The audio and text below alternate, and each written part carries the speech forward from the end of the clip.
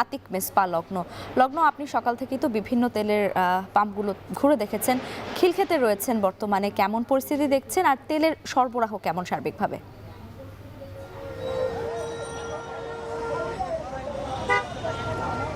লাইবা অন্যান্য জায়গাগুলোর মতো আমি যে খিলক্ষেতে যে জায়গাটিতে রয়েছি এখানেও লম্বা সারি রয়েছে, তবে সবচেয়ে বড় সংবাদ হচ্ছে আমার পেছনে এখন এই মুহূর্তে যে ব্যানারটি টাঙানো আছে, বিলবোর্ডটি টাঙানো আছে সেটি দেখাতে চাই। এখানে স্পষ্টই জানিয়ে দেওয়া হয়েছে তেল নেই, পাম্প বন্ধ, অর্থাৎ তেল নেই, পাম্প বন্ধ এই বিষয়টি। কিন্তু এই পাম্প বন্ধ থাকলেও আমরা দেখেছি কুর্মিটোলা থেকে এই খিলক্ষেত বা নিকুঞ্জ এলাকা পর্যন্ত পুরো জায়গাটিতেই কিন্তু লম্বা একটা সারি আমরা দেখেছি।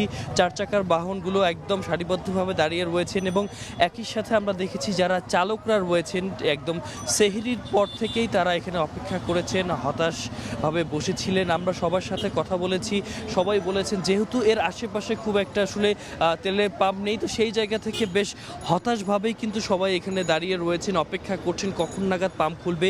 বিচ্ছিন্ন বিচ্ছিন্ন সংবাদ তারা পেয়েছেন যে সকাল 9টার পরে খুলবে, সেই সময়টি খোলেনি।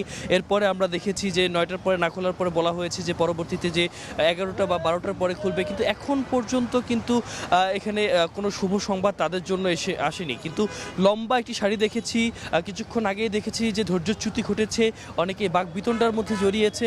তবে যে বিষয়টি আসলে জানিয়ে রাখতে চাই সেটি হচ্ছে যে এই লম্বা সারির মধ্যে যে অস্থিরতা রয়েছে, এখানে নিকুঞ্জের যে এলাকাটি অর্থাৎ খিলক্ষেতে কিন্তু এখন পর্যন্ত তেল সরবরাহ শুরু হয়নি। তো লাইবা এই ছিল এখান থেকে সর্বশেষ। খিলক্ষেত থেকে যুক্ত ছিলেন আতিক